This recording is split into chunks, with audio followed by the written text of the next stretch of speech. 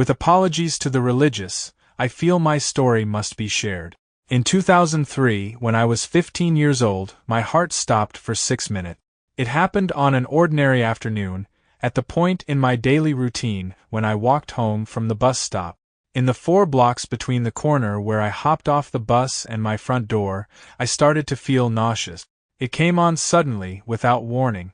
I'd felt just fine all day, ate a lunch of breadsticks and marinara sauce, something I'd eaten hundreds of times throughout high school. Before I had an opportunity to consider alternative causes, I broke out in a cold sweat.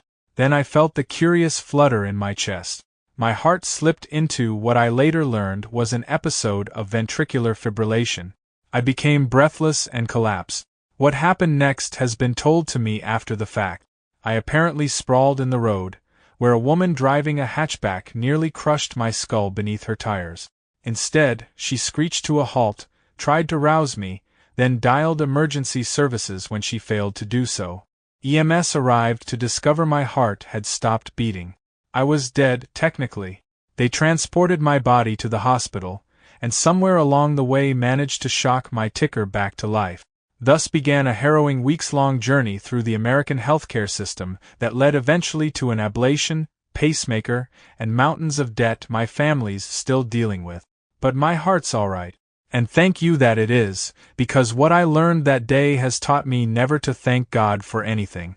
Because for those 6 minutes, as my lifeless body traveled across the city accompanied by 2 paramedics working tirelessly to revive me, my soul transcended our world to visit the hereafter. During my visit, I learned things about our universe that I wish I hadn't. Perhaps in sharing my story, I might help our species prepare for what comes after we expire. It began with light. Blinding, white, pervasive. It bathed me, calmed me. It was everything they tell you about. Beatific, welcoming, the stuff of spiritual experiences. I had the distinct feeling of ascent, like the light was lifting me skyward. I passed through several sets of gates, which my dizzied consciousness hardly registered. Upon reflection, I don't believe they were physical in any sense, and yet I recall the feeling of admittance, as if they might have prevented me from rising had they remained closed. In any event, I arrived in a place without dimension, a place beyond reality. It only made sense while I occupied it. I don't believe a corporeal being can make sense of the astral plane. Something about its intangible existence defies translation. So what I came away with were more impressions than images. I was not alone.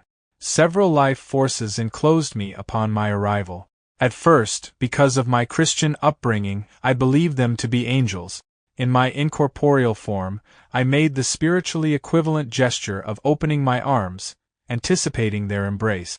Instead, I felt myself shackled by their powers like a collared dog. Humiliation and terror came over me. These were not the ethereal beings I'd been led to believe await us. These were cruel, unsympathetic overlords by whom I was fettered. Why? I thought, my soul wailing like a petulant child. Something like laughter returned, but it was cold, mocking. Thoughts floated into my consciousness like birds winging in and out of sight. They delivered some horrifying truths about existence that I'll do my best to relay to you now. Our universe, like many others running parallel to it, contains a pittance of the total energy in existence. It is a farm, used to produce souls, which only arise in the precise conditions found in our cosmos. When you hear scientists talk about the improbability of the existence of our Goldilocks universe, it's because they don't actually come into being spontaneously. They're designed, and the hands that craft them are not benevolent gods, but rapacious beings with little care for the creatures they create.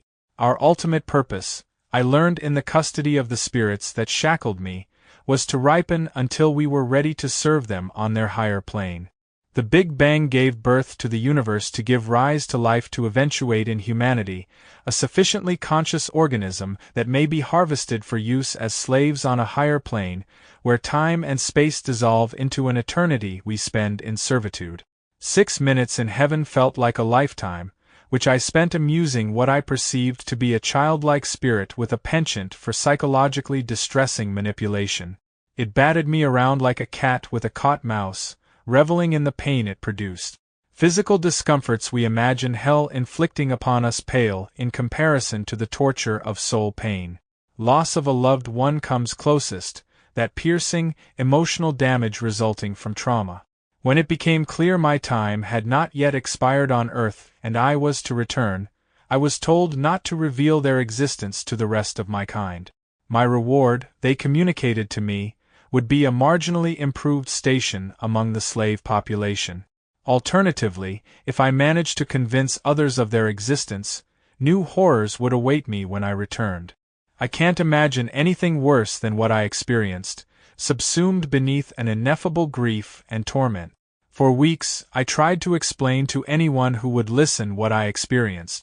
Everyone told me I'd suffered a very serious and traumatic experience for a young man, that the event left scars on my psyche as well as my heart. I gave up trying to convince them.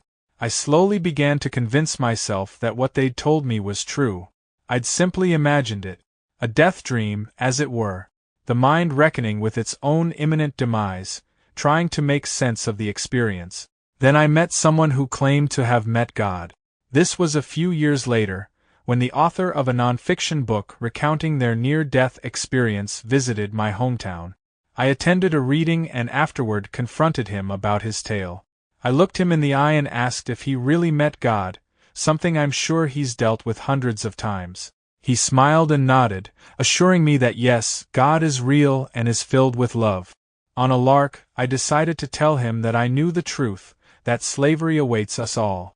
A flicker in his gaze betrayed his knowledge of the fact.